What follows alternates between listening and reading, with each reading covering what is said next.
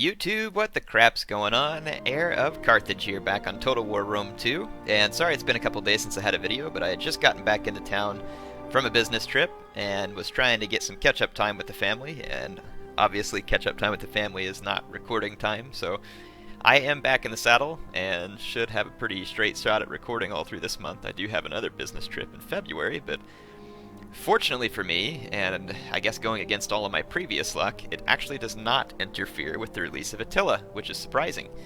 Some of you may have noticed that some YouTubers put up some more information about Attila today that they received meeting with Creative Assembly a while back. I was invited to that. I was not able to attend though, so I don't have anything to add to that, so feel free to go check them out. I know I saw like, I think there was like Darren Total War, Lionheart, oh jeez, who else was on that list, man? I'm gonna forget everybody. Prince of Macedon had it. Golly.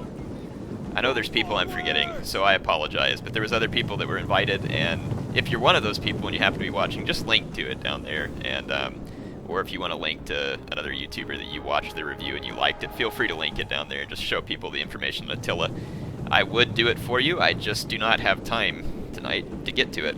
Anyway, so I'm not showing you this match because I felt like it was like tournament gameplay. Of course, I do bring you some tournament gameplay now, apparently, because Maximus wanted me to, and it was fun to do so. But I brought you this match because I think it's entertaining, and it's an interesting matchup. Check it out. You can see Bam Citadel back in the background through the heat haze. So in any case, yeah, I brought you this matchup because it's a matchup you're not going to see very often. It is Suebi versus Athens. If you look at this map, if you just deploy straight forward, the player who deploys over here can pretty easily gain an advantage. But my opponent deployed way down here, which actually gave me a very nice terrain advantage. And so I'm going to take advantage of it, and then I got to look at his army and it's like, what? Now pike box I've come to expect from time to time, but this is a hoplite box, and it is just absolutely filled with peltist. I've not seen this, and although my gut tells me that it won't be very effective, I was a little bit hesitant to just go straight in against Thorax hoplites. These are some pretty tough hoplites, and my Suebi infantry is fairly unstable versus javelins, so I'm kind of like taken back here at the moment, thinking about what to do. So, in kind of natural order here, I bring up my Germanic scouts to destroy his citizen cav, because if it's out of the way, then that'll be good. I mean, normally I'm not very scared of peltist, but this mini peltist actually kind of does scare me. Just because if I can't get to them, they probably could shred my infantry corps, and to be honest, it would take my slingers a great deal of time to affect them. But anyway, let's take a look at the builds, because you can see the skirmishing here. So I have 4 Germanic scout riders, 4 Germanic slingers, 4 club levy, which were kind of meant to just absorb, flank, whatever I need them for, 4 sword masters. And then on the flanks, I have a round shield swordsman on either flank, supporting a spearwoman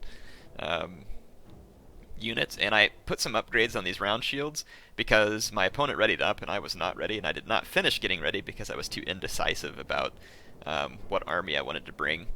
You can see my opponent making a mistake here and actually chasing Germanic scout riders, and he will catch them a couple of times just because of the horrible skirmish AI, but nonetheless, it's still a bad move for him. And I have to be careful about these guys being on skirmish too, because if someone gives chase, they'll most likely be able to just push you up against the red line and catch you.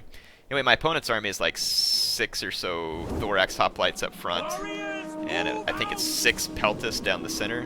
I could be a little bit wrong in the numbers, but he's got a couple of picked hoplites, including his general. Or no, his general's a Thorax. This is a picked hoplite, and so is the... Or no, it's a militia hoplite. Holy crap.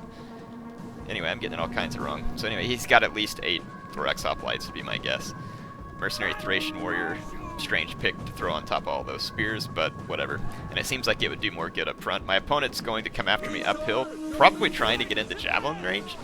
And he's going to hurl some javelins uphill at my Germanic slingers, and I don't necessarily want these guys getting killed, but I'm actually okay with that. The Germanic slingers have a huge block chance on their shields, and he's throwing uphill, which just means they're going to be a lot less useful, and any ammo that he can expend on my slingers, I'm happy to soak that ammo up. I feel like that's a good trade for me at the moment, while I start to focus my fire on his peltist.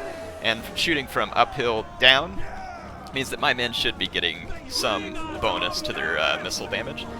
The missile damage, though, for Germanic Slingers is quite low, and so I don't expect quick results, especially since Peltists are generally well shielded and armored for a skirmish unit. Now, my opponent is going to charge his hoplites up to silence my Slingers, and of course, by this point, I've gotten his Citizen Cav pretty much whittled away. There's half or less than half of a unit there. And I'm going to pull my Slingers back in the face of his hoplites and charge with my Club Levy. That's a downhill charge from the Club Levy. It should do quite a bit of damage to the hoplites, all things considered.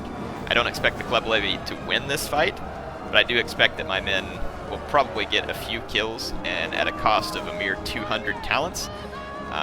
It doesn't take many kills to make a Club Levy somewhat worth it, even if it's just a chance for them to be held up and let my Swordmasters throw javelins. And my Swordmasters are throwing their javelins into the back of my Club Levy, which is very aristocratic of me to make sure that my higher class units are just killing the lower class ones, who are nothing but meat shields. So anyway, my Spearwomen are going to engage his Militia Hoplites. They'll actually do quite well there. I come into the flank of these Thorax Hoplites with some Round Shield Swordsmen. And he is defeating my Club Levy now. Let's see the kills. Only 18 kills there, 23. Again, for the price, it's not bad. My opponent leaves his back lines open, and I rear charge him with Germanic Scout Riders. It is an uphill charge with depleted Skirmish Cavalry. I do not expect that to win the fight, but it gives me a chance to do stuff like this, which is charge my Swordmasters in. And so now my Swordmasters are also going to tie down Peltist. And he only has a few Peltist units, and they don't have the best angle. My guys are not spread real thin, where it's easy for them to get shots on their flanks. And again, he wasted some ammo already as well. So, fight's going fairly well for me so far. My opponent's formation's very odd, and his army choice is very odd. And I don't think that my Suebi army was very good either. I think the only two good choices I made were Club Levy for meat shields, which again, versus Athens, is a meat shield really necessary, so maybe not a good decision. Germanic Slingers, I stand by that decision. They're a great skirmish unit. And the use of Spearwomen is probably not a bad idea either. They're a good unit. And Germanic Scout Riders, but my Infantry Corps is quite questionable, I think. But versus Athens, it leaves me with quite a bit of flexibility, I think, just because Athens is not a great counter to people who have very powerful sword charges, like the Suebi. Though I do believe Athens could be used to great effect against the Suebi if they get some good skirmishing in. Anyway, I'm fighting these Thorax Hoplites. My opponent does go into Hoplite Phalanx with all of his men. And whenever this patch first rolled out, I was okay with Hoplites and other units being able to go into Shield Wall or Hoplite Phalanx even after combat began, mainly because it meant Hoplites could now actually be somewhat useful on the battlefield. But the more time I've spent with it, the more and more I actually dislike this feature. Not so much because of Hoplites, but really because of Shield Wall. And Shield Wall is honestly just ludicrous. And to be quite frank, Hoplite Phalanx falls in the same thing. Now, the reason why I'm not directly saying Hoplite Wall or Hoplite Phalanx is ludicrous is because Hoplites aren't very good to begin with, as far as being an offensive or dangerous tool on the battlefield. They're just more of a middle-of-the-road kind of holding force. There's a lot of units out there like Tribal Warriors, who, for instance, have excellent stats as far as melee defense, and then you just give them this magical ability called Shield Wall. And most of us would think, oh, well, Shield Wall is based on reality. The barbarians used to put their shields in walls, and it was very effective. That's great, I don't doubt it, but something tells me that whenever the barbarians went into Shield Wall, they actually went into Shield Wall. Whereas you can just take a unit out of formation attack if it has it, or if it's a non-formation attack unit. And sorry, I'm kind of just chatting through here. You can see the results of the battle turning to my favor. You can just like magically click an ability that improves their defense, and it's like, what? Like, that doesn't make any sense. Like, you just, like, why not just give them that defense from the get-go? Because everybody's just going to click it every time they get into combat anyway. Now, I understand there's a few downsides to the Shield Wall. It's kind of glitchy. Sometimes it'll make your swords do weird things, and so on and so forth. But am I the only one? If I am, it's fine. I'm not sitting here telling you all you have to believe me, but just throw your thoughts in there. Personally, I think they need to change it to where Shield Wall does not work after you enter combat. And, I mean, because if you think about barbarian units having Shield Wall, it makes sense, and I'm not necessarily arguing with it from that standpoint, but then how is it fair to Roman infantry that gets no such formation? And some of you say, well, Roman infantry is crazy strong. It is. I'm not here to argue that point either, but think about it. All a barbarian unit has to do to win against Rome most of the time, is just get a good charge. And so there are some units, like tribal warriors that would rely on that shield wall to actually win.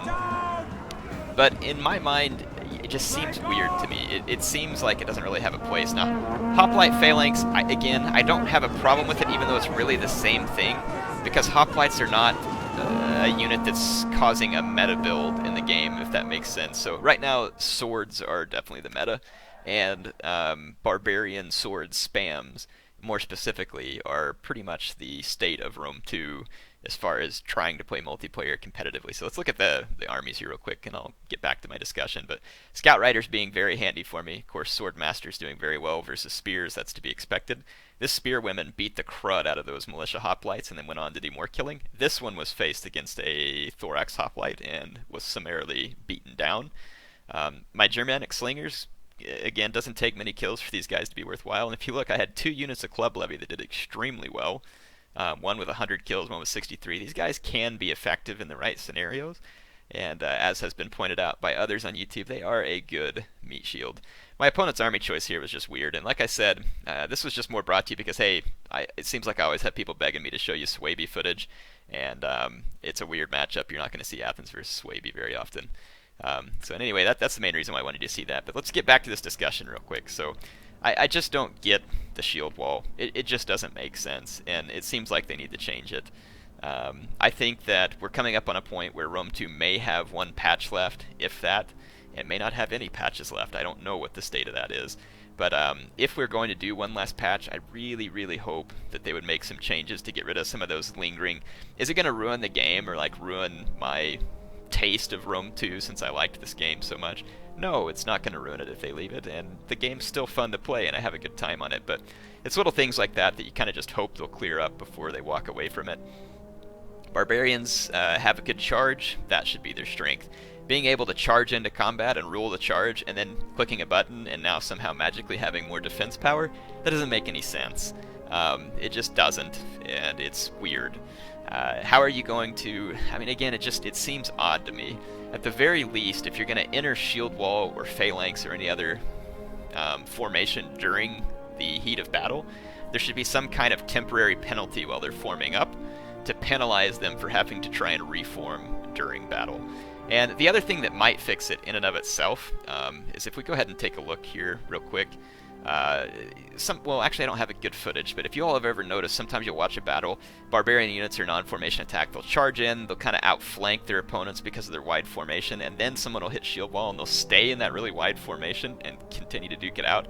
At the very least, it needs to force that formation into the compact shield wall formation, and again, they should take penalties while they're forming that. And to me, shield wall and hoplite phalanx serve a purpose, and that purpose is to brace against a charge, not magical ability that helps you when being offensive.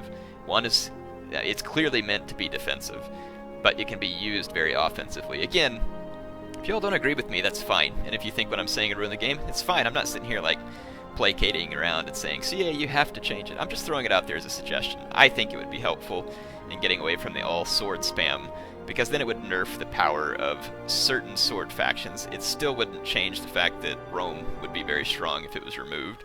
But Rome's always been strong. I think we've just kind of come to expect it at this point. But in any case, that's just my 2 cents. Hope you all enjoyed the commentary and the battle. I will be back with more soon, of course, and I will see you then.